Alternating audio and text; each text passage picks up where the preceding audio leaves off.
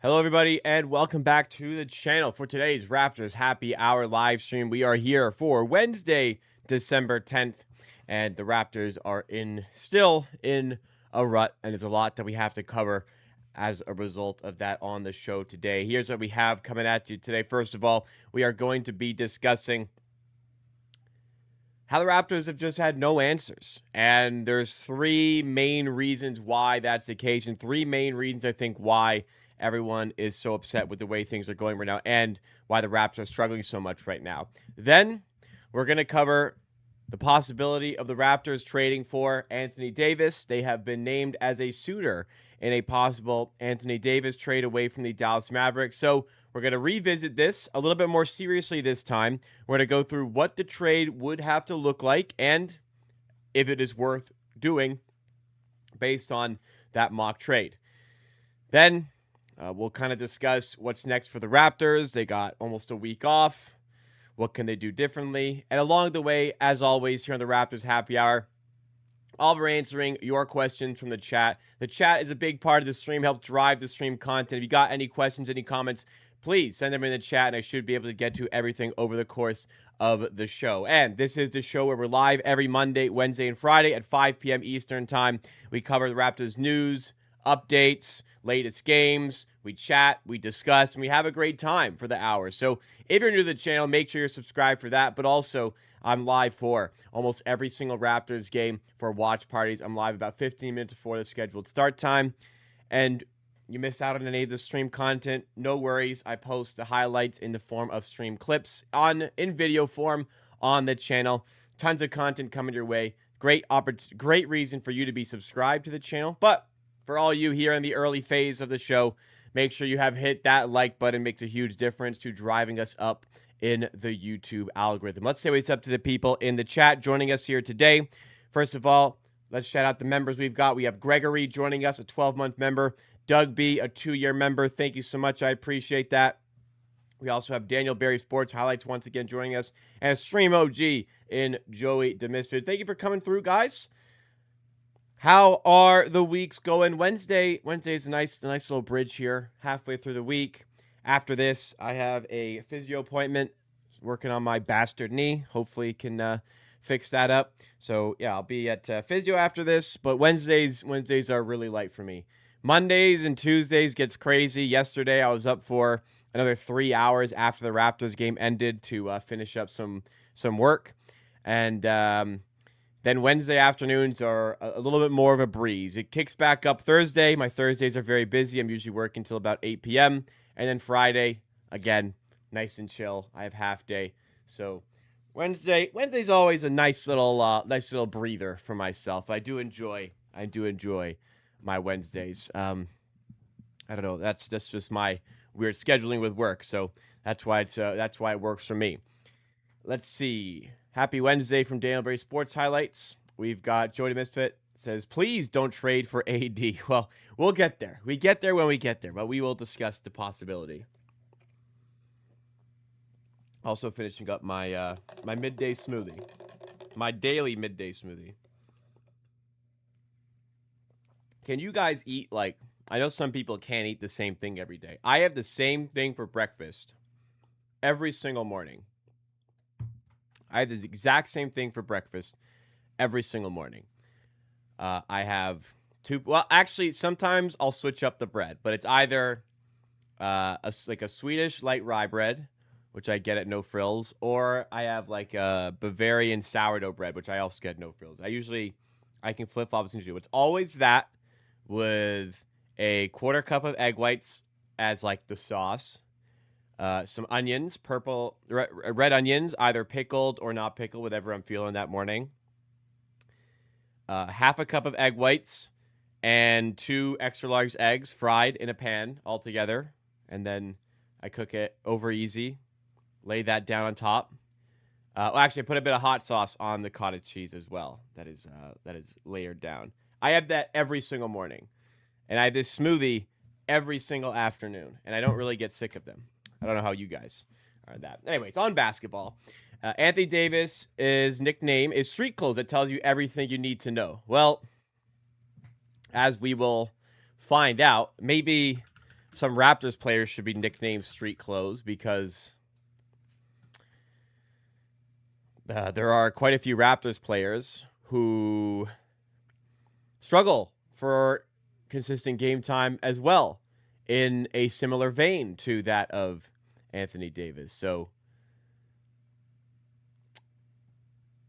just because, I mean, Anthony Davis, to be fair, lately, Anthony Davis, you're right, he's injury prone, but as are probably all of the Raptors players that would be included in this trade. So I can wait for Anthony Davis maybe a bit more than I can wait for somebody else, for example. But we will discuss that as we get there. When we get there later on in the stream.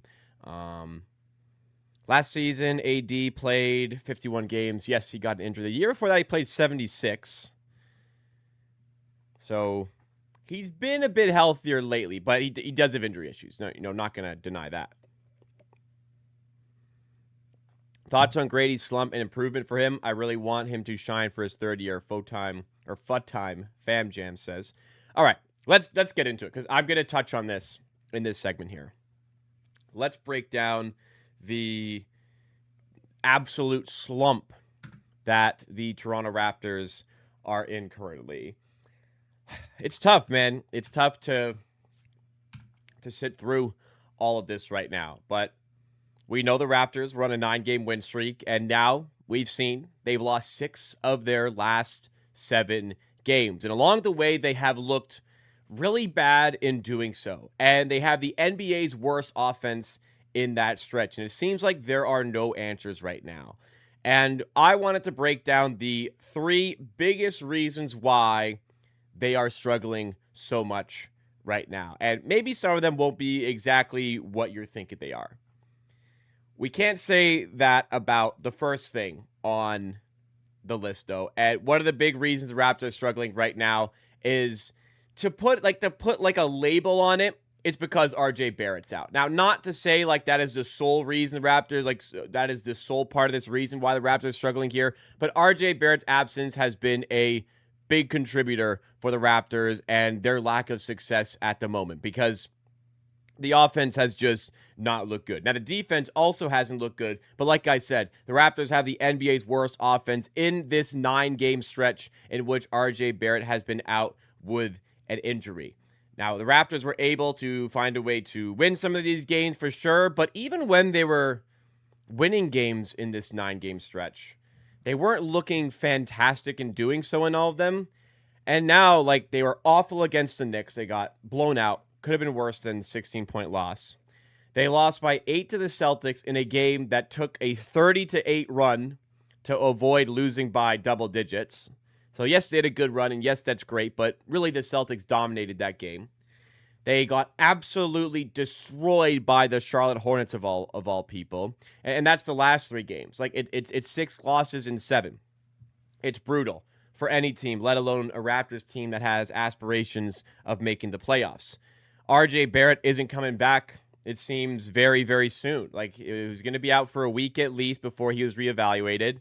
Then, like a week and a half after that, we got the news that he received a plasma injection, is going to be reevaluated in another week. So that'll be about 5 days from now. This article came out from Raptors Republic 2 days ago, so it'll be 5 days before RJ Barrett's reevaluated, but it doesn't mean he's coming back in 5 days.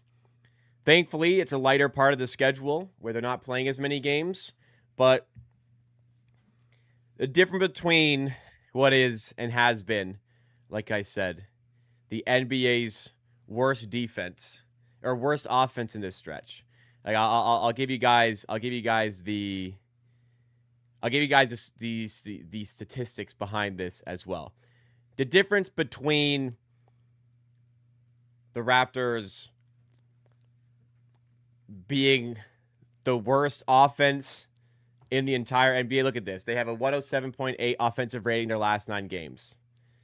That would be, if we go to team stats on the season, if we were to simulate that over a whole season, that would be the worst offensive rating in the NBA, even below the Wizards, even below the Mavericks, even below the Pacers, even below the Kings. The difference between, as we celebrate new sub here, T from the 6. Thank you so much for subscribing. The difference between being the worst offense in the NBA and being like a good offense can't be just RJ Barrett. Obviously, it's a factor. Obviously, you're missing 20 points per game. Obviously, that's important. However, just because Barrett's out, your offense can't crumble to such a degree. And the Raptors' win record, the win percentage this season with and without RJ Barrett is quite a contrast, as we see on the main page here on StatMuse. 33.3% win percentage without RJ Barrett, 7.06 win percentage with RJ Barrett. Again, RJ Barrett's important, but I think that there's something a little bit more to this issue with RJ Barrett being out. It's not just because RJ Barrett's out. That's a factor for sure, but that's not the only reason why the Raptors are struggling in this stretch. A lot of the times, you'll see players step up, and the Raptors have kind of been renowned for that over the years, but definitely not this one. We used to have this next man up sort of attitude. That's not really present at the moment for the Raptors. They've tried stepping some players' minutes up. They've tried different players starting. They've tried starting Ochai Agbaji. They've tried starting Colin Murray-Boyles. They've tried starting Jacoby Walter. Nothing has really clicked for the Raptors. And not only have none of these players stepped up, the players you'd want to step up are Grady Dick, Agbaji, Jacoby Walter, guys who could fill in this shooting guard role. None of the players that you have wanted to step up for the Raptors in the absence of RJ Barrett have even played at all well. They've all been relatively awful in this run. Grady Dick in the last 9 games with RJ Barrett out is averaging 3.7 points, 1.8 rebounds. Now, I know his minutes are fluctuating, but it's not exactly a log jam of talent right now off the bench. If you're playing well, you're getting minutes. And Grady Dick's defense has been so abhorrent that it's tough for the Raptors to play him on a consistent basis. They're valuing defense more. They're valuing defense of guys like Agbaji, who started the last game and is averaging 4.2 points per game in the last 9 games. Yeah. And that's with the 11-point game against Boston. 4.2 points. Jacoby Walter's been starting the most in this stretch, and he's averaging 7.2 points in the absence of Barrett. And he's been getting heavier minutes. So, yeah, Barrett out is a problem, but I think maybe even the bigger issue is the fact that nobody has stepped up as a result. Nobody has stepped up. And as for Grady Dick, somebody in chat asked it, Foot Time Fan Jams, his thoughts on Grady's slump and improving for him. I really want to see him shine his 3rd year. His confidence is completely shot at the moment. The way the Raptors are playing their offense, maybe it's not quite suiting Grady Dick, but they're zipping the ball around the perimeter. That should free up good shooting opportunities for him. He has not been taking advantage of enough of them. And other than his shooting, he's kind of struggling to find ways to impact the team. He's gone from a 14.4 point per game player who started all 54 of the games he played last season. He was a starter for the Raptors. He's gone from 14.4 points per game down to 6.3, even worse than his rookie season. He's shooting 31.5% from 3. It's a brutal stretch here. And people might point fingers at Darko. I don't know. I don't think so. I'm not exactly a Darko Rajakovic fan, but I think Grady Dick has been given opportunities. He's not taking enough advantage on offense, and unless he's making up for it with his offense, his defense is unplayable. It's gotten better this season, but it's still so bad, and it was awful in the game against the New York Knicks as well, hence why he barely played. It's tough to have Grady Dick on the floor when he's such a negative defensively, and he's not really giving you anything on offense either. His confidence is shot. I don't know what can change there. I don't think a change of scenery will fix it, but he's in a big slump right now. And evidently, this Raptors team is valuing defense. They're trying to be a defense-first type of team. And even despite the bad run of games, the Raptors are still a top 10 defense as far as defensive rating is concerned in the NBA. But early on in the season, kind of Grady Dick's poor play was masked by the fact the Raptors were dominating in his minutes. They're still doing really well in his minutes. As that's kind of going away, and now we're seeing Grady Dick's offense more at the forefront and the struggles there, it's tough to give him play time. But like I said, the Raptors defense is still doing well. They're still a top 10 defense, but the offense has just been so bad in this run of games. Now, let's get into the second part of this conversation. Second reason why I think there's such struggles right now. And I think it's flat out the center position. Probably mostly just the fact that Jakob Poeltl has been so awful in the recent run of games. Like the Celtics game, every second Jakob Poeltl was on the floor, the Celtics hunted him. They wanted that matchup on defense. They were looking for him, and they got it a lot, and they fried him like every single time. He looked so immobile out there. The Knicks were trying to do the same thing. It was tough. It was tough to play him in the Knicks and Celtics games. On offense, he's putting up an okay amount of points, especially as his touches are decreasing with the addition of Brandon Ingram to the team. He's been efficient. It's just he's getting less touches, but he's missing a lot more easy looks. Like that one-handed push shot that is like typically automatic for Poeltl has not been this season. But like Poeltl doesn't need to be this outrageous player. We've got a lot of talent. You would think it just he has to be better defensively.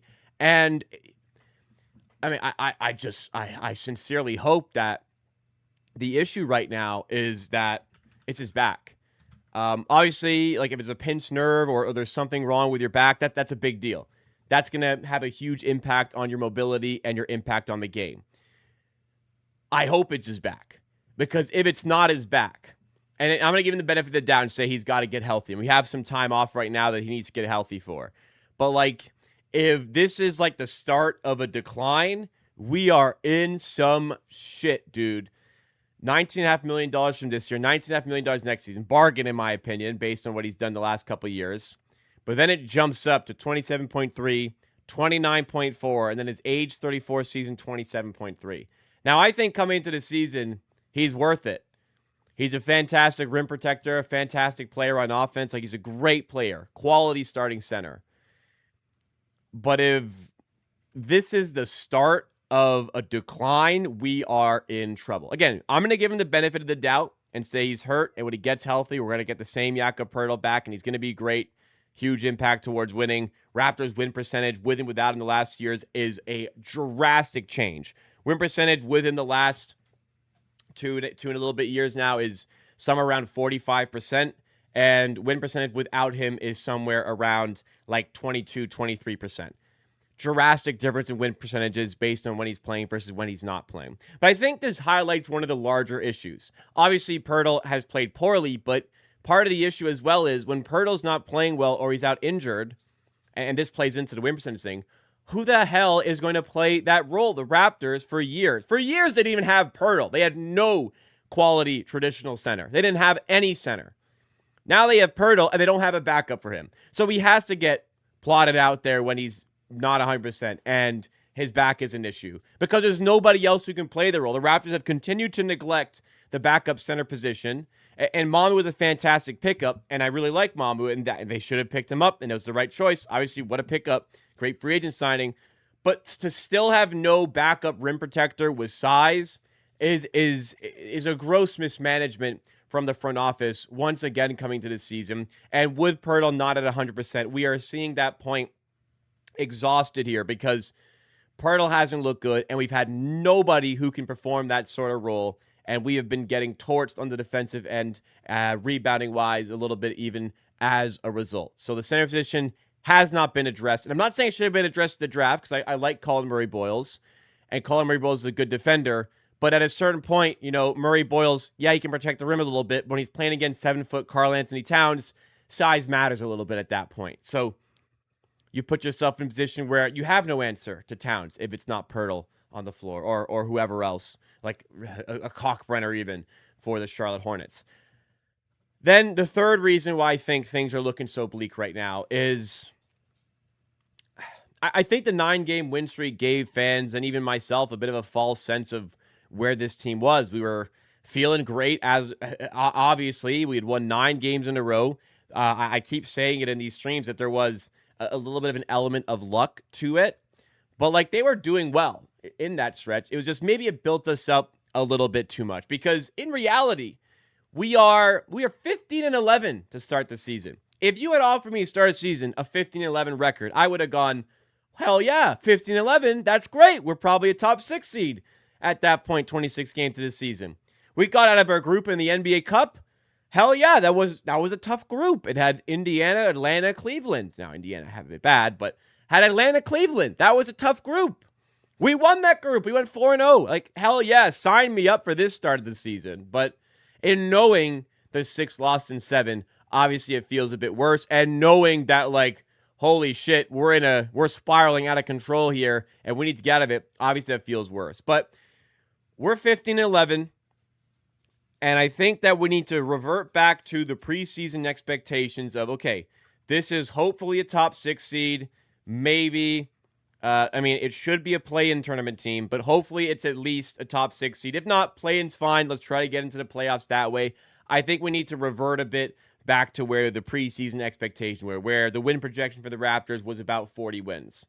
I think they can do better than that. I think based on the start, I know they can do better than that based off the start, but like I said, need RJ Barrett back healthy, but also, like, it'd be great if some other players were just if could just step up in his absence. We need Pirtle to look healthy, but that's not really something in our control. Do you find a way to get a center? Like, I don't think Gafford is the perfect solution, but Daniel Gafford certainly is an aid to that center position. Maybe look at acquiring him. And I think, last thing, again, just kind of keep the emotions and keep the expectations a little bit more in check for the rest of the season. I think we're better than most people thought we'd be, but we're maybe not quite as good as we thought we were when we had won 9 games in a row. Bit of a back to reality sort of thing for sure for the Raptors. We had a streets of back paint. We had a street center. Last year we did, signing guys out of left, right, center. Bobby does have work to do, man. Got to see what he can do. He's only been involved for like a few months, so I'll give him some time. But he was part of the process as well with Masai. What are you doing? Do I have to kick you out again? Why are you barking? I threw out a muffin wrapper 30 minutes ago in this garbage can, and she was just sitting staring at the garbage can. So I had to go take the muffin wrapper and go put it in the garbage in the kitchen so she'd fucking leave me alone. And now she's back for some reason. You'll leave again. You can lay down, but you can't bark like that. No barking. trying to work here. Let's, again, hopefully keep the emotions a little bit more in check, but I think what's concerning to me is that the upcoming schedule does not really set us up for success either. You've got Miami on Monday, and thankfully, you've got Wednesday, Thursday, Friday, Saturday, Sunday to chill out. All right, I got to kick her out. Okay, see ya. You don't want to hang out with me anymore. Go. Go.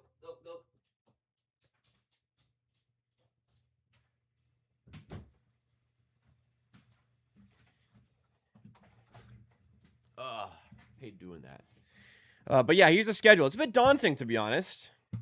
Miami's tough. I think at Miami, we're going to be underdogs.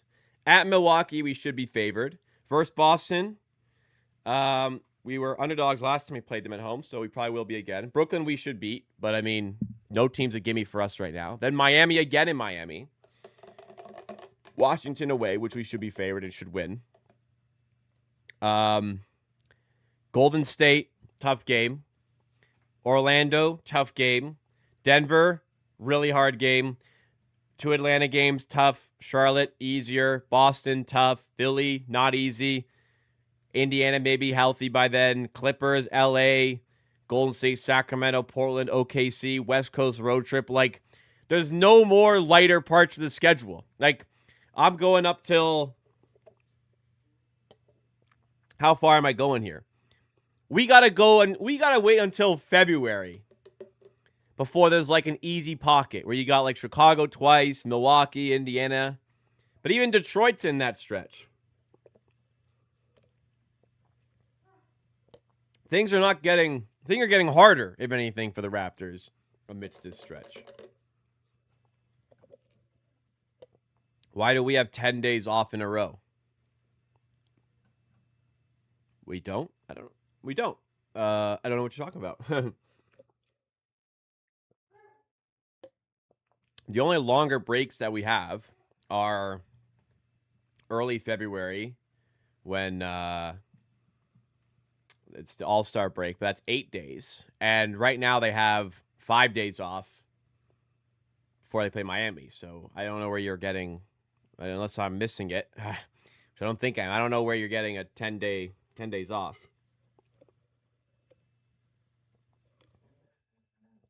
Unless you're looking at the schedule before the NBA Cup fixtures.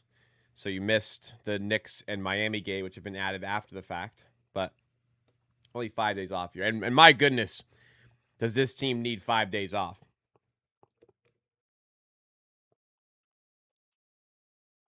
Is there an all-star who could become a superstar with a scenery change available for an Ingram plus first-round picks package? If so, who? I mean, you're kind of describing Ingram, I think, last year, and we got him.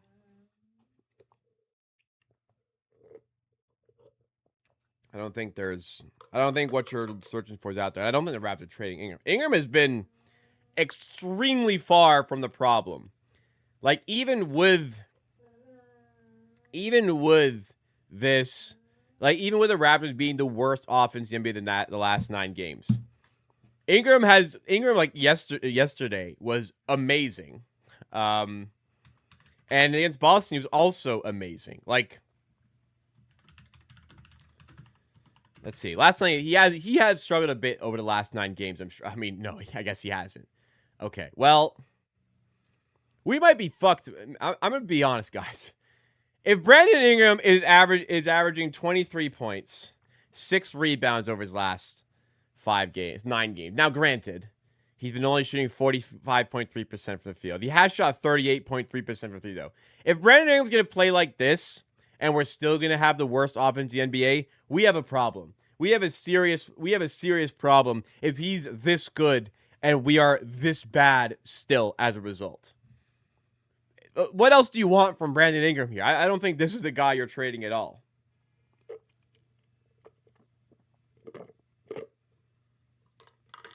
I'd rather keep the really good player and make the team better around him. Anyways, the player that could be available, people calling for a trade, people asking for a trade, the people that could be available, or one of the players that could be available, is Anthony Davis. So let's dig into what a trade could look like there, because I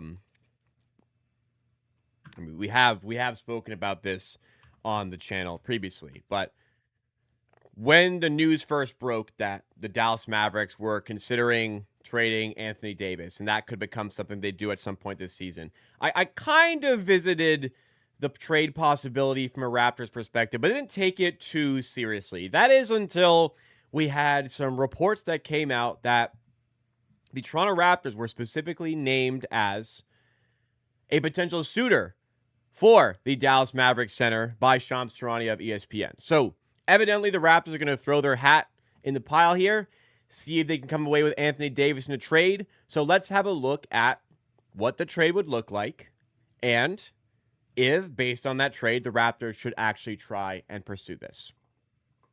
And a lot of times when a star player becomes available, pretty much every time, I guess, the Raptors are named as a suitor because they're always aggressive with trades. They're always aggressive with sending offers. And right now, the Raptors have a lot of assets they can give. They have some slightly tradable, bigger contracts.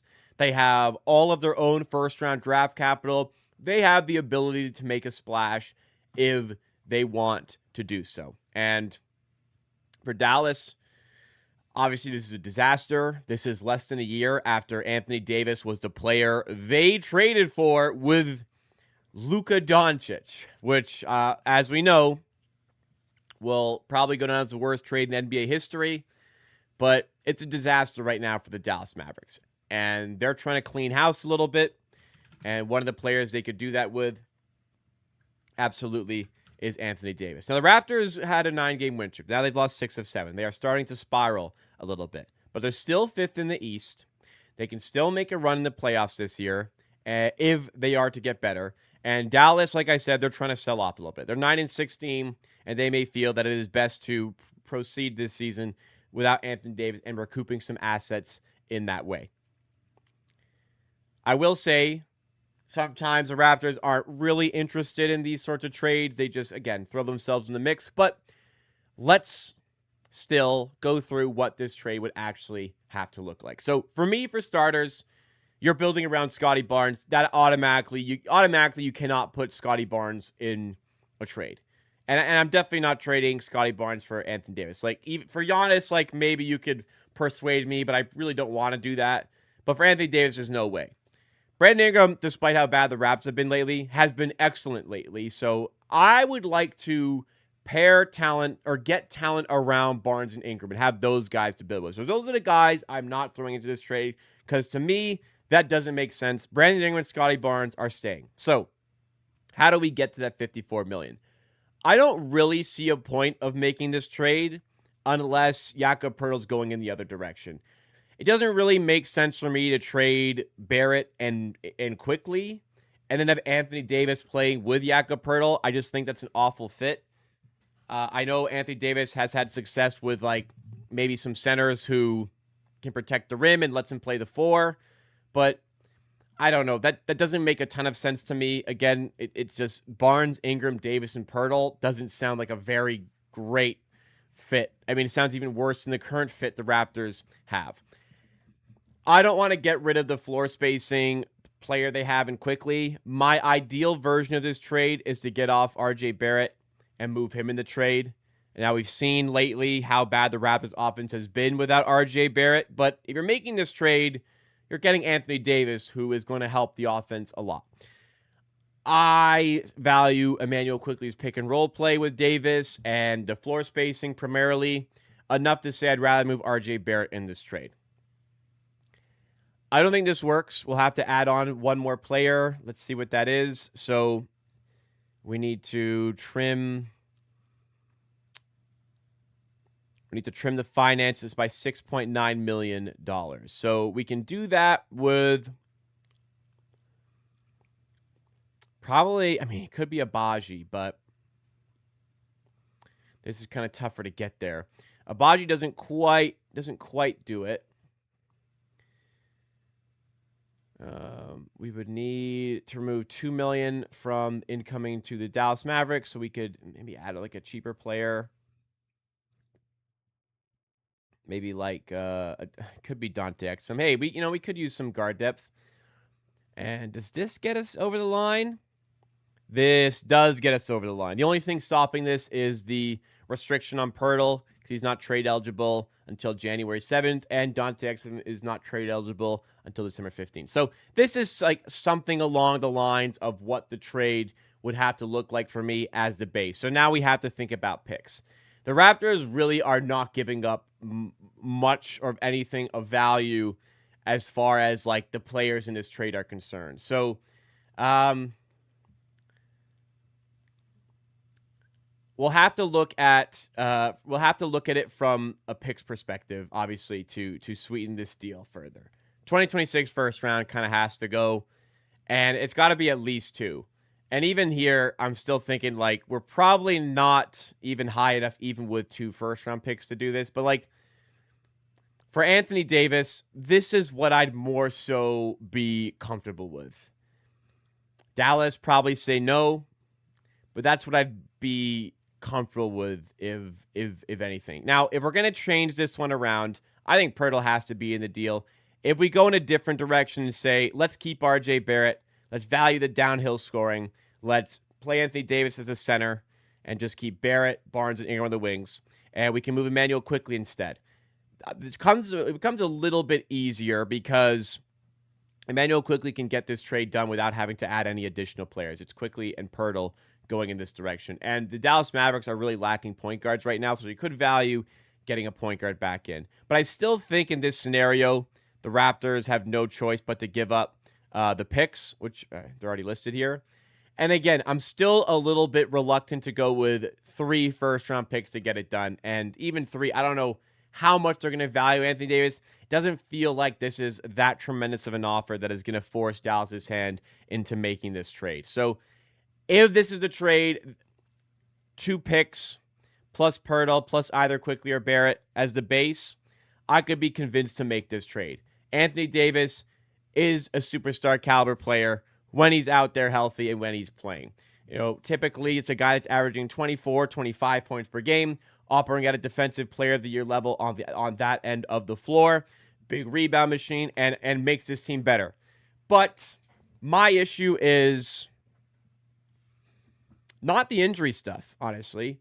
You know, because a lot of people will say, look at him. He's only played 51 games last year, 76 year before, 56 for that, then 40, 36. This is a player who's very injury prone. Yes, he deals with injuries, but the players going the other way in this trade, you could say maybe a little bit similar. Pirtle, up until his return to the Raptors, had never struggled with playtime, but now he's kind of he's starting to feel injury effects a bit more. He's clearly not healthy this season, so we'll see how many games he plays this year. But Pirtle only played 57 games last year. He only played 50 the year before that. Part of that is tanking and he's resting games. I get that. But it's not like Pirtle is playing a whole lot more games than Anthony Davis. And if we pull up RJ Barrett and Emmanuel Quickly, we'll see not quite to the same degree, but similar. Like Barrett only played 58 games last year. And he only played 58 games the year before. And if we move Quickly, he's had quite a few injuries in his time with the Raptors. Quickly played only 33 games last year, but he did play 68 games the year before. So it's not like Anthony Davis is playing way less games than some of the other guys that are outgoing for the Raptors here. And sure, I trust Barrett and Quickly to be more healthy than Anthony Davis, but I think as much as it's fun to poke fun at street clothes Anthony Davis, Anthony Day to Davis, I don't think we're seeing a significant decrease in games played by making this trade in order to go to him. I'm not as concerned about that. What I am more concerned about is the fact that he's making more than $50 million. And if you're getting Anthony Davis, this is where I have the issue. You're making a real commitment to Barnes, Ingram, and Davis being the core for the team. I don't love that fit. Like, I think our starters have to become, like, let's say it's my ideal trade and it's Barrett and Pirtle going out. Like, I kind of think, like, Mamu starting at the 5 is interesting because he's a center who can space the floor. It lets Anthony Davis play as, like, the power forward, which is what he wants to do. You get 2 bigs on the floor. It's a big team. I think that's beneficial. And then you can start Emmanuel Quickly, or you could even go the other direction. Like if you trade Emmanuel Quickly, I think that becomes tougher because you have to start Shed, and then you go Barrett, Barnes, Ingram, and Davis. But I don't look at either of those teams and say that like that's a contender. That's a real contender. And I think if you're giving away this degree of assets, you need to feel like you're a contender on the other side of it. And I don't feel like with Anthony Davis, the Raptors are. So for me, I don't really see a trade here that I'd be overly thrilled with. I guess it just depends how much the Dallas Mavericks are willing to kind of shed his value to make this trade happen. And even if they do that, I feel like other teams will have superior offers and better fits for Davis. So I think it's an interesting one to kind of think about and maybe even dream about a little bit, but I don't think this is something that really could happen or even maybe should happen for this Raptors team. But I'd love to hear what you think about that. Always Alex says every video, every stream, Jacob wants RJ out. Can we just change the name of the channel to We Hate RJ? I don't really like, do you guys think, like, should I write an entire essay on my thoughts on RJ Barrett and how much I like respect him as a player? Should I write that? And then every time I talk about RJ Barrett a trade, should I then have to read that entire essay as like a disclaimer, because like I feel like I go so fucking far out of my way every time I talk about RJ Barrett to say, like, I like RJ Barrett. I think he's a good player, but there's fit concerns. And I think that this is a type of move that is an upgrade to Barrett, and it helps with some fit for the team, or maybe one or the other. This could help with the fit and make the team better, or this is a case where the Raptors are getting an upgrade to Barrett. Should I, like, do I have to really give like an asterisk every single time to such an extensive degree to discuss RJ Barrett? Like, the reality is he's a super talented player, and we're better with him playing versus not playing him. But it's a contract of value that is in the range where it's easier to trade, and the Raptors are looking to make an upgrade and trying to build around somebody. They're trying to build around Barnes primarily. In secondary, they're trying to build around Brandon Ingram. The easiest player to move in order to enhance the team around those two is RJ Barrett. Pirtle has a tradable contract, as does Emmanuel Quickley. Those two positions are of higher value to the Raptors based on who they already have on the team and are building around, which is why the easiest candidate to move into trade is RJ Barrett. It's really not rocket science. I really don't feel like I have to stress that point every single time. There's not a hate for RJ Barrett. I think he's a great player, but there's an opportunity for the Raptors to upgrade there. Like, there is a reason at the end of the day, as much as you could play, there is a reason the Knicks were keen on getting rid of him in the OG Anunoby trade. The Raptors made that trade because they were trying to get Emmanuel Quickley. That wasn't like, we're going after RJ Barrett. It was because they were going after Emmanuel Quickley.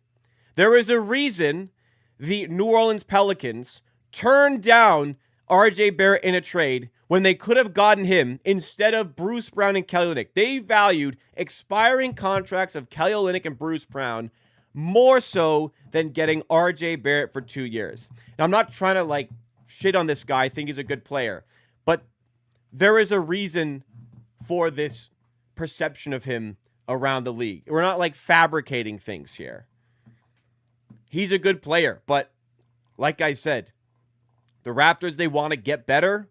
That's the easiest player to make a trade with. So if you're trying to reach the $54 million value of Anthony Davis' salary match for a contract, it becomes a whole lot easier when you throw in the $27 million of RJ Barrett. There's no like hatred for the player. I have no idea where that comes from, and I think it's extraordinarily unfair to label myself in that way. Very, very frustrating when I see something like that. Gregory in chat says, it will be brilliant for tanking if Ingram's value surges. We could trade him for picks and depth, then tank, then have an incredible draft. I don't really see that happening. So Ingram's on a 2+1 contract, the one being a player option. So he has next year, and then he has after that a player option. I don't think there's like a ton of... I can't really see the Raptors doing much. Like if they were to... I don't think they'll trade Ingram.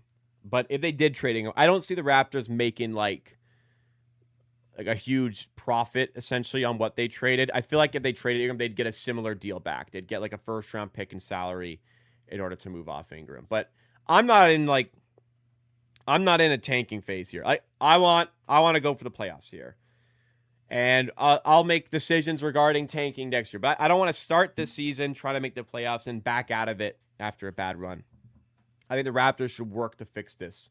Right now.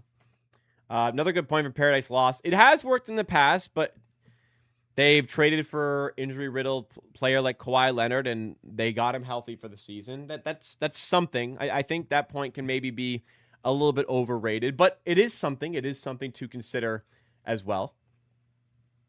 I think he'd have better injury luck here than in Dallas, for example. Does he want to come to Toronto? I'm sure, like, I could preface every trade by saying he has to want to come, but the culture seems pretty good. I'm sure they'd feel it out before trading for him. They wouldn't just, all of a sudden call him and say, hey, you're a Raptor now. And then he goes, well, I don't want to be a Raptor. And they go, oh, shit. I'm sure there'll be some talks in advance of something like that happening. They wouldn't trade for him knowing he doesn't want to play here, essentially. Kenya Martin fan. good nickname or good username. You have every right to have precautions about RJ Barrett. That's why Knicks let him go without a fight. Sure. Like, the Knicks wanted to get rid of him. I'm not saying like he was just dumped in the trade, but the Knicks were keen on trading him. I'll guarantee you that. We have a whole country behind this team. We got to get a star willing to take over. Ingram's playing really well. Like, not sure what else Ingram could do right now. Raptors are in a good position once they decide to make the moves. Rising values in Barrett and Ingram plus their draft capital should give them options. I don't think they're trading Ingram. Barrett, I don't really think his value's going up. I don't really see Barrett being like the launch pad for a trade to happen. They've been trying to trade him for months and have been unable to do it. Like, they've tried for months and nobody's wanted him. That's kind of the problem. Like, I don't want to salary dump RJ Barrett, essentially. Like, I think that doesn't help us because Barrett's a good player. He helps us win, as maybe more evidenced by the recent run of games where the Raptors have lost 6 of 7. We're missing RJ Barrett for sure. That being said, if there's an upgrade out there, I'd go for it, but I don't think the upgrade is out there. I think that's the issue. You know, I kind of showcased those Anthony Davis trades. I don't think the Dallas Mavericks even say yes to that trade. So, like, the likely trade right now, if a trade exists for Barrett, is a salary dump. I don't see value in that. I think he helps the team win. I'd rather keep him if it's just going to be that sort of trade. The Raptors do, yes.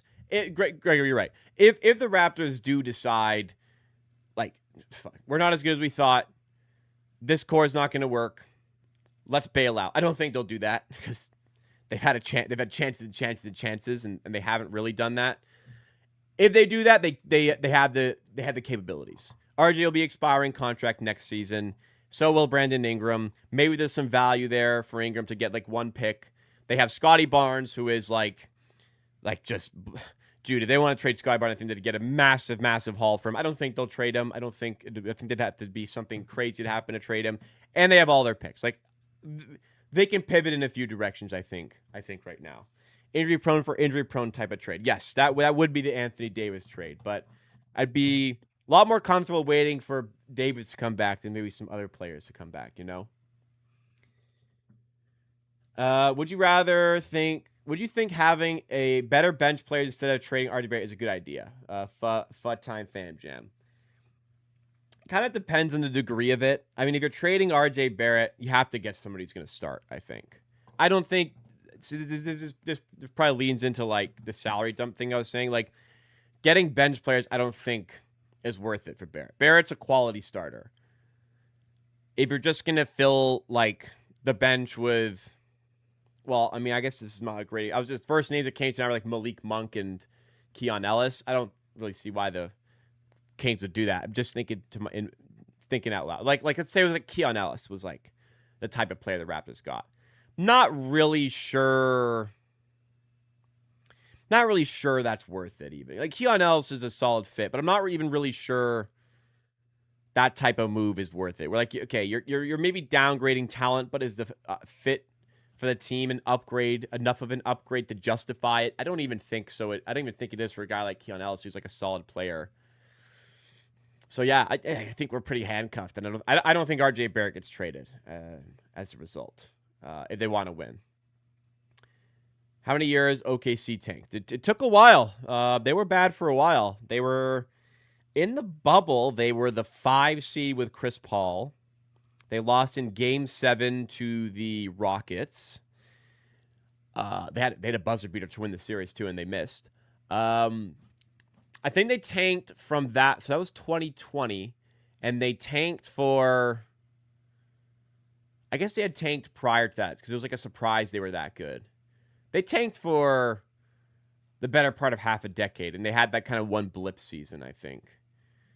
But like, as much as like they tanked for a little bit, they also were the benefactors of, if that's a word, like the Paul George trade gave them a huge springboard. Like, they acquired, in the Paul George trade, they acquired the future MVP of the league, Shai Gilgeous-Alexander, and a shit ton of picks on top of their own picks while they were tanking. They've made some really good draft picks. They've had some real misses in the draft as well, let's not forget. It's just they have so many chances, and they're good at drafting that they've been able to hit on enough to be this absolute juggernaut where you could take out... Like, think about this. If you took Shai Gilgeous-Alexander off the Thunder and put them in a series against anybody in the NBA, how many teams would be favored over the Thunder if you took out SGA? How many teams, truthfully, would be favored over the Thunder without SGA? Take out their best player. Because they're 23-1. They're 23-1. The Nuggets, probably. Nuggets, probably. That might be it. I'm going to be honest. That might be it. Like a healthy Lakers, maybe, but I don't even think so. Maybe a healthy Rockets. Like it with Fred back, healthy Rockets. That's the caliber of this Thunder team. Anyways, the fact that that's even a conversation. Like, you take the best player off, you take an MVP off any other team, that team goes down the tubes, but not for them, man. One other thing about Ingram, I don't want to trade him, but as a rising asset, if they move him at the deadline, they should get a number 1 back and creating a spiked losing trajectory. Well, they'll have to kind of, they'll have to fall quite a while, quite a ways, I think. I think if they trade Ingram right now, they'd get 1 pick, 1 first-round pick. And I don't know. It doesn't really seem worth it. He's very good. That doesn't really seem worth it to me. Rockets traded Jalen Green. We need a superstar. Jalen Green. I mean, Jalen Green's not that good. Jalen Green's a little overrated. Although the Suns are good this year, man. I'm shocked. But the Suns are actually pretty good. Is Grady a bust? I don't think so. Like, there's obviously ability there. Something's not clicking right now. It's not looking good right now. You know, when you want guys to improve, he's not. You know, maybe the Darko development sauce that people keep telling me about. Maybe it's not as good as people think. I don't know. Like, Jacoby's hasn't gotten better, really, by much. He's gotten a little better, maybe. Grady Dick's gotten worse. I guess Shed has improved. I don't know. Grady Dick's an alarming one. You think that'd be one that, like, Darko relishes working with, but maybe the defense is just at such a level that Raptors can't handle, like, Raptors don't want to deal with it. I don't know. Grady Dick's a curious case, but I think he's too talented to give up on. He's got a lot of ability. Anyways, upcoming run of games, 5 days of rest. We need it. Jakob Poeltl's back needs it. RJ Barrett's knee needs it. Hopefully, this kind of stretch of games this stretch of off time allows the Raptors to, from what I saw, they've taken today and Thursday off. I think that's good. Let everyone get some home time. Let everyone chill out a little bit, spend some time with their families. Friday, let's get back into it. Get themselves ready for that game against Miami. They've got it in there. I mean, the Lakers game, they played fine. They played well in the Blazers game. They got to rekindle some of this because it's been awful, awful, awful last 3 games. So hopefully bounce back a little bit. Hopefully they relish this time off. I will certainly relish this time off. A little bit of a break from what has been a whirlwind of a last couple of weeks for this team. But, yeah, that'll do it, guys. It's been about an hour. Thank you so much, everybody, for tuning into the Raptors Happy Hour stream today. If you guys did enjoy, I would appreciate it if you took a second out of your day to hit that like button. It does make a difference to the channel, help drive us up in the YouTube algorithm. Looking to finish the year strong. We might be able to get to 19K by the end of 2025 as well. And, hey, that'd be great.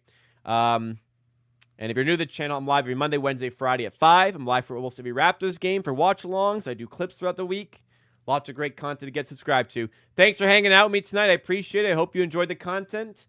I will be back, not tomorrow. Tomorrow we're off. I'll be back on Friday for the next Raptors Happy Hour stream. And I don't know what we're going to cover there, but we'll find something fun to talk about.